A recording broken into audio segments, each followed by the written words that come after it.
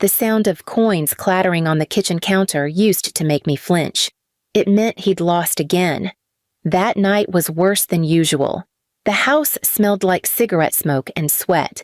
The TV hummed in the background, showing a sports replay no one was watching. My father sat at the table, shirt unbuttoned, a glass of cheap whiskey in his hand, and a rage that didn't need a reason. He looked up when I walked in, his eyes bloodshot and watery. "You got paid today, right?" I hesitated.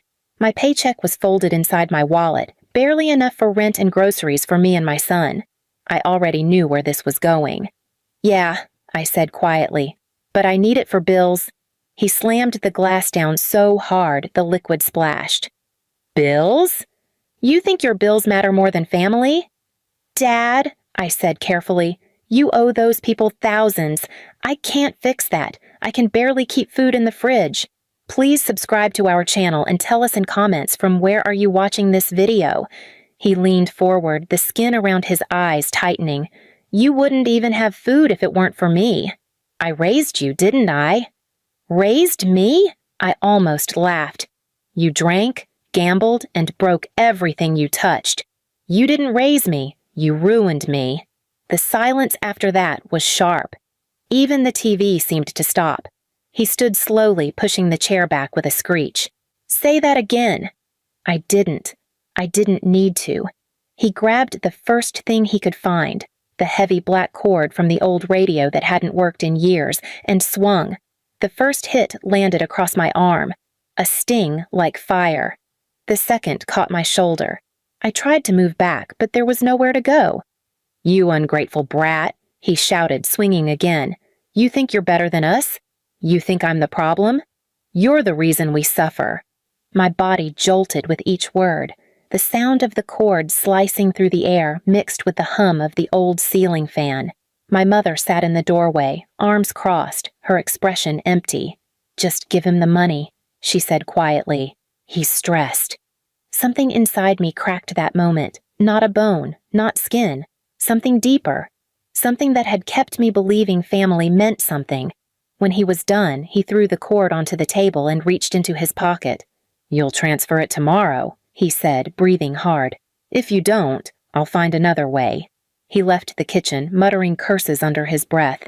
My mother followed him, whispering something I couldn't hear. I stood there shaking, the red marks rising on my arms. The house felt like it was shrinking around me. I could hear my son's footsteps upstairs. He'd woken up. I went to him, forcing a smile I didn't feel. He was 7, small for his age, always quiet. "Mommy, did Grandpa hurt you again?" he asked softly. I swallowed hard. "No, baby. It's okay." He frowned, his little voice trembling. "You said that last time." I didn't answer. I tucked him back into bed, his small hands clutching the blanket.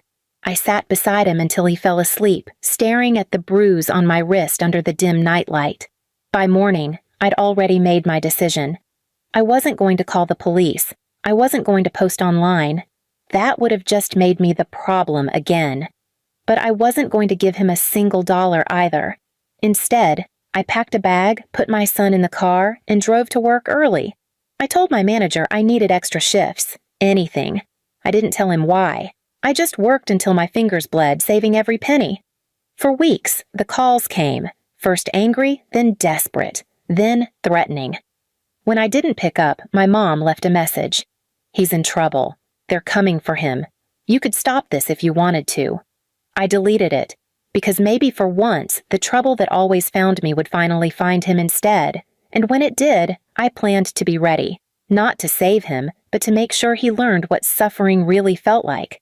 That night, as I locked the diner doors and watched the lights flicker off, I realized something. For the first time in my life, I wasn't afraid of him. He'd taught me what cruelty felt like. Now, I was going to teach him what consequences looked like. I stopped sleeping the night I decided I wouldn't hand him another rupee. It wasn't a dramatic moment, no slammed door, no speech. Just the small, steady click of the motel clock as the light above my bed hummed and my son breathed beside me.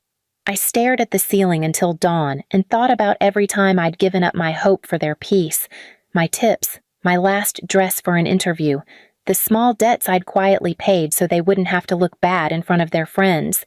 I'd been a quiet bank for a family that never paid me back. The next morning I went to work, and I kept my face carefully blank. The regulars at the diner didn't notice the bruise because I'd learned to hide those kind of marks with a smile and flour on my apron. George slid a sandwich across the counter like he always did. "You okay?" he asked. I nodded. I wanted to say no, but the word would have opened me up in a place I didn't trust anyone to put back together. Instead, I started making a list. Practical things. Things that smelled like survival. Open a new bank account. Get a different phone number. Find extra shifts. Register my son for after-school care. Find a small room to rent where his grandfather couldn't show up and frighten him. I wrote every item in the margin of a receipt and folded it into my wallet like a prayer. He called that night. His voice was the same as always, oily and demanding. "You'll give it to me tomorrow," he said. "You know what happens if you don't." I could have answered with the tremor in my hands, the fear. Instead, I said, "No." The silence on the line was heavier than anger. "You think you can leave us?" he spat finally. "You think you're better than us?" That was the exact phrase that stopped me. The thing he'd thrown at me like a weapon so many times. Better than us. I let it hang between us. "I'm not better," I said. "I'm done being yours." He cursed and hung up. The adults downstairs in their rooms probably heard nothing. My son slept on, oblivious to the promise his small face had made me keep. Over the next 2 weeks, I became a different kind of careful. I took every extra shift George offered and cleaned every plate until my fingertips peeled. I opened a savings account in my name only and hid the ATM card taped under the register at the diner where no one would think to look. I got a second job delivering groceries on weekends, early mornings, heavy bags, quiet streets. Each night, I labeled envelopes with dates and tiny goals. Rent, 10:15, tuition, 11:01, bus pass, 10:20. The list grew. So did the money. When my father called, the sound on the other end of the line was hollow. "Your mother's talking about selling the TV," he said. "You could help, you know." "No," I said, and put the phone down. He left a message about shame and duty and how family worked. I played it back once and then deleted it. There was a part of me that wanted to be flattered, to think my refusal would sting and they'd change. They didn't. They were good at not changing. Instead, I watched. I learned their rhythms. I watched how Dad tiptoed around collectors on his phone, how Mom stopped answering the neighborhood calls about brunch. I overheard a voice, his friend from the betting shop, call Dad by name and joke about a new deadline. They were solvent only when someone else paid the bill. They were, in every sense that mattered, dependent. I started leaving small things in places where I knew they'd be found. Unpaid bills slipped between the pages of the newspaper they left on the porch, a past due notice placed gently under the teapot where my mother poured her morning tea. I didn't confront them. I didn't call out their sins. I let the paperwork do it. Bureaucracy rarely forgives a messy ledger. People began to notice. Neighbors whispered about late notices. A cousin called to ask if Dad was okay. Competitors at the card table grumbled but kept their distance. My mother's facade didn't crack all at once. She didn't do that, but she grew quieter at family gatherings, more measured with her smiles. The thing I wanted most was not to humiliate them in public. I wanted them to feel the cold practicality of consequence. Missed payments, a phone call they couldn't charm their way out of, the small erosion of status that comes when you discover your safety net has holes. I also prepared for when they would try to come for me. I learned the legal basics I needed to keep my son safe without lawyers, emergency numbers, shelters, community aid. That would help with short-term rent if I ever couldn't cover a week. I made friends at the center where my son liked the art class, people who'd watch him if I went to a late shift, who'd become witnesses to the life I was building. I kept my plans practical and small so there were no big dramas to fail. There was a moment, a quiet minute between closing the diner and sliding the keys into my pocket when I realized something else. I didn't want revenge so much as independence. I wanted mornings where I could breathe and not calculate how much sin I owed to keep the house warm. I wanted my son to grow up knowing a mother who could say no. The idea of making him feel the weight of consequence, of letting him watch what happened when adults didn't keep their promises, felt like a truth I could live with. So I stopped paying. I let their debts be theirs. I let the collectors leave voicemails that stopped when they reached my number, because I no longer answered. I canceled the one service my father counted on for his fixes. I refused to be the bank for their next hand. I watched as their world, one built on borrowed money and other people's labor, shifted a degree at a time. It wasn't explosive, it wasn't dramatic, it was gradual and it was quiet. And in that quiet, I found a kind of power I hadn't known I owned. I slept through the night more than once, and each morning I opened another envelope and crossed off another goal. They told me I was replaceable. I learned that I was instead the one who could choose what to keep and what to let fall. By the time the collector called my father for the third time in a week, I had saved enough for a deposit on a small room that smelled like paint and possibility. I signed the lease with a steady hand, rolled the mattress into the back of my car, and drove away while the sun was still low and the town was waking up. When I looked in the rear view, their house was a pale rectangle among trees. For the first time in my life, I didn't feel like I was running. I felt like I was moving. A week after moving, the silence felt like a luxury I didn't know I could afford. No yelling, no calls, no footsteps pacing the hallway demanding something I didn't owe. Just the hum of the fridge, the click of my son's pencil as he did his homework, and the sound of my own breath not shaking anymore. Then, one night, my mother showed up. It was late, 11:45 p.m., when I heard the knock. Heavy, urgent. My heart jumped, but I didn't open right away. Through the peephole I saw her, hair disheveled, makeup smeared, eyes wild. "Please," she said when I cracked the door. "Your father. They took everything. The car, the furniture. He's hiding. They'll come for me next."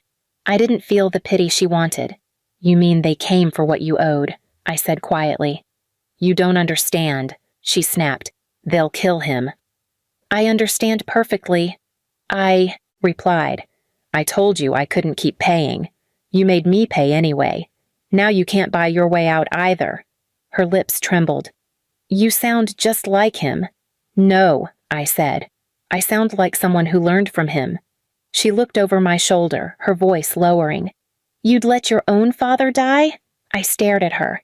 "He's already killed enough of me." The door closed on her face before I could see if she had more to say. Her fist hit the wood once, then twice, then silence. I leaned against the door until her footsteps faded down the hall. 2 days later, I heard through a neighbor that my father had been arrested outside a casino, yelling, broke, refusing to leave until someone gave him credit. My mother packed a bag and disappeared. No calls, no texts. The quiet became permanent. Months passed. My son grew taller.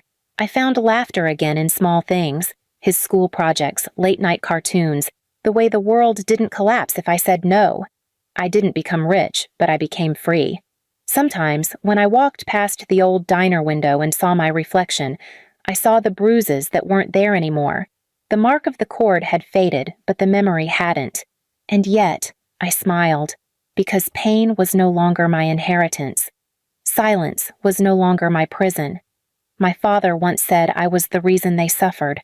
Maybe he was right, because I finally made them feel what they made me live through: powerlessness, consequence, and loss. Except I didn't do it out of hate. I did it because for the first time I understood something he never did. Suffering doesn't end when you cause it to someone else. It ends when you stop letting it define you. And that's exactly what I did. I stopped being his victim. I became his reminder. Please subscribe to our channel and tell us in comments from where are you watching this video.